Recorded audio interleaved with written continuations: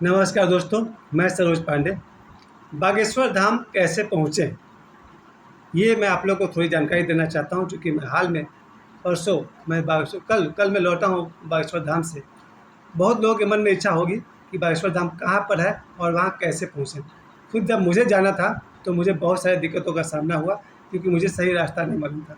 और जब मुझे रास्ता मालूम हुआ तो मैं आपको बताता हूँ कि वहाँ जो 3 स्टेशन है, तीनों स्टेशन से धाम पर कैसे पहुँचे।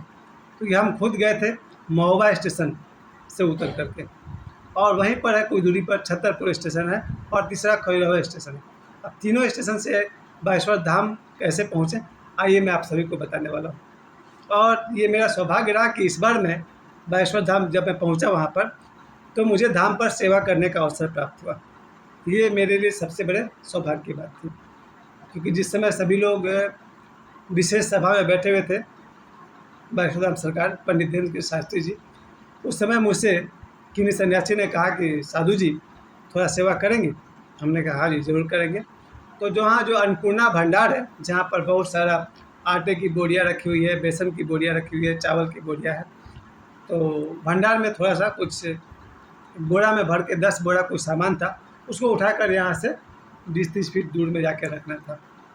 तो मुझे बहुत खुशी मिली कि ये जीवन धाम के सेवा में भी लगा। और ये मेरी बहुत बड़ी इच्छा थी, और सिर्फ मेरी ही नहीं, मैंने तो क्या, जो लोग भी वहाँ बागेश्वर धाम में गए हुए थे, अपनी इच्छा से तरह तरह की सेवाएं कर रहे थे।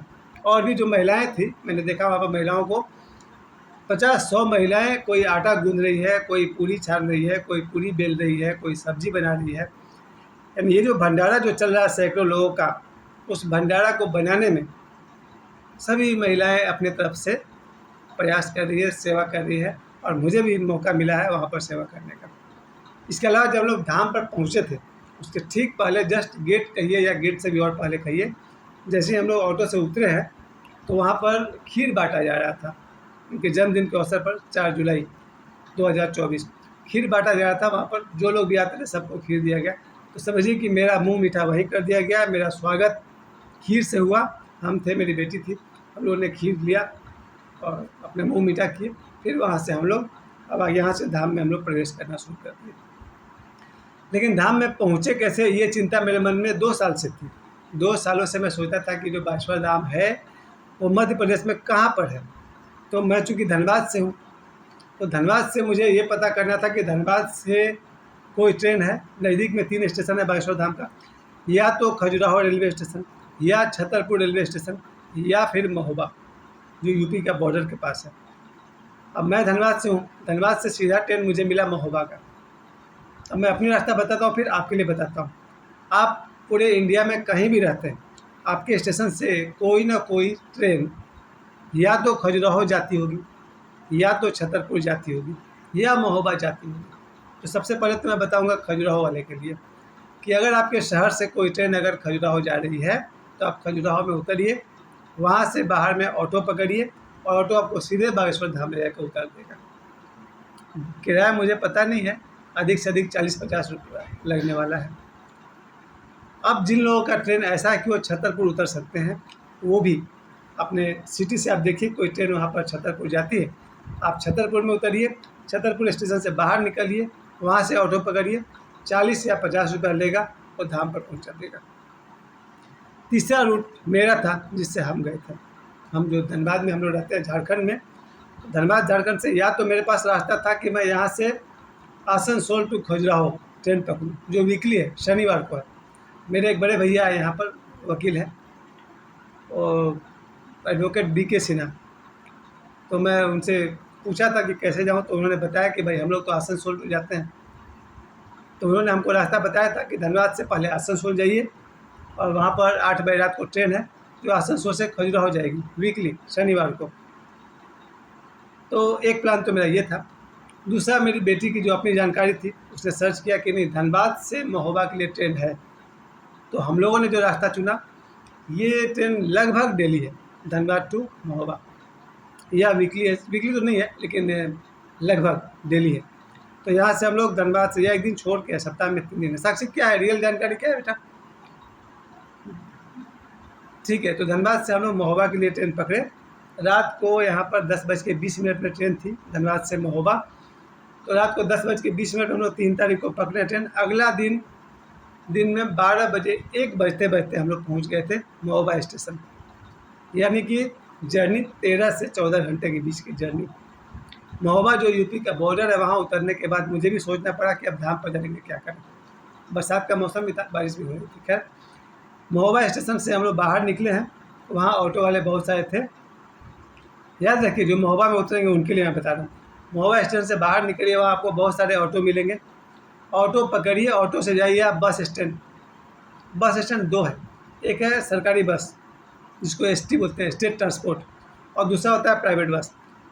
जो एसटी बस है, स्टेट ट्रांसपोर्ट, उसके लिए अलग डिपो है, कहीं और है, और जो प्राइवेट वाला है उसका कहीं और है। खैर, हम इधर से जाते समय हमें स्टेट वाले में चले गए थे, एसटी बस से, स्टेट ट्रांसपोर्ट से। उस बस से हम लोग वहाँ से महोबा स्टेशन से हम लोग बस पकड़े, वहाँ से पहुँच गए बस डिपो। लगा 20 रुपया पर हेड, एक व्यक्ति का 20 रुपया लगा। हम और मेरे साथ में साक्षी बेटी थी मेरी, साक्षी पांडे, तो उन्होंने 40 रुपया दिया। वहाँ जाके बस में बैठे। बस वहाँ पर लगभग हर 1 घंटे में है। तो हम लोग जब पहुँचे वहाँ पर 1:30 बजे के आसपास, 2:30 बजे बस खुली वहाँ से। 2:30 बजे वहाँ से बस खुली है महोबा से छतरपुर के लिए। ध्यान दीजिएगा, 3 बार गाड़ी चेंज करना पड़ा। महोबा स्टेशन से हम ऑटो पकड़ के आए हैं bus depot, Mahoba bus depot. Mahoba bus depot से हम लोग फिर वहाँ से बस पकड़े हैं। उस बस से हम गए हैं छतरपुर।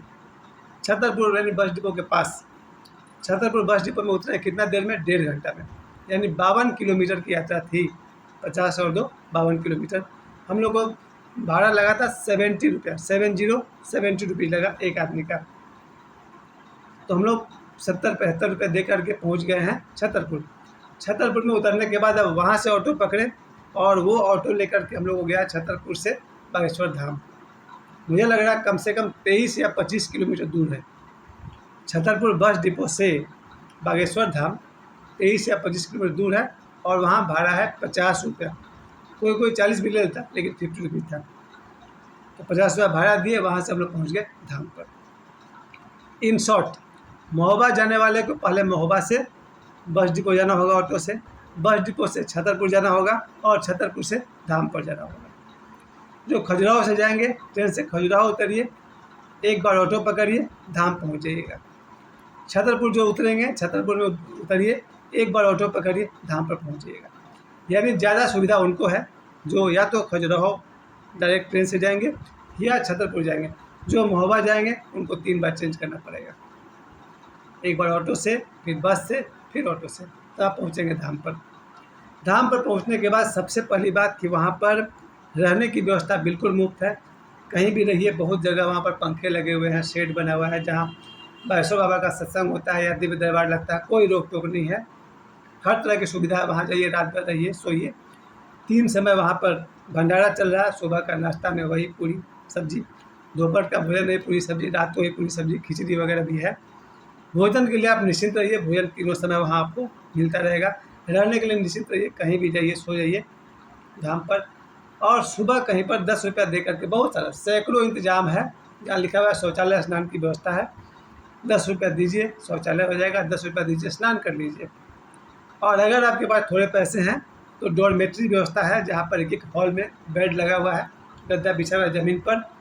एक बेड का 150 रुपया लेगा। एक गद्दा लीजिए, 3 इंच का मोटा गद्दे पर सोइए, ज़मीन पर ही, और गद्दे पर सोइए। 150 रुपया दीजिए, 24 घंटे के लिए आपका हो गया। सुबह उठिए, शौचालय कीजिए, स्नान कीजिए, सामान वहीं पर छोड़ दीजिए, मस्ती से घूमते रहिए। और आपके पास अगर ज़्यादा पैसा है, धाम के जस्ट दिव्य दरबार के बगल में तो हम ठहरे हुए थे, डॉर्मेट्री 150 रुपया दे करके। अगर आपके पास पैसे हैं तो उसी धाम में बहुत जगह पर रहने का व्यवस्था है। आपका पास में रूम हो जाएगा, एसी रूम हो जाएगा। उसका किराया शायद 4-5 रुपया हो, हम तो पूछे नहीं। तो जो एसी रूम ले सकते हैं, अफोर्ड कर सकते हैं, वो एसी रूम में रहिए। जो जनरल होटल का रूम ले सकते हैं, जनरल होटल का रूम में रहिए। और जिनके पास कम पैसा है, डॉर्मेट्री में रहिए 150 दे करके। उससे भी कम पैसा है तो आश्रम में कहीं भी रहिए, बाबा बागेश्वर धाम के कहीं भी बिस्तर बिछाइए, सोइए पंखे के नीचे।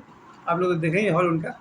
भोजन फ्री, रहना फ्री, और अपनी इच्छा से कोई ना कोई सेवा आप आश्रम में करते रहिए।